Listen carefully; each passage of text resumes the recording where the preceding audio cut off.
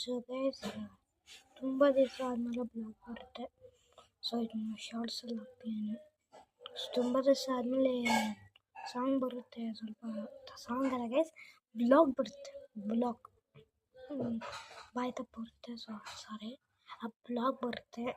So ನೋಡ್ತೀರಿ. ಏನಕ್ಕಂದ್ರೆ ಸ್ವಲ್ಪ ಕೆಲಸ ಇರುತ್ತೆ. ಸೊ ಇದು ಎಲ್ಲ ಸೇರಿಸಿ ನಮಗಂತೂ ತಲೆ ಕೆಟ್ಟೋಗಿರುತ್ತೆ.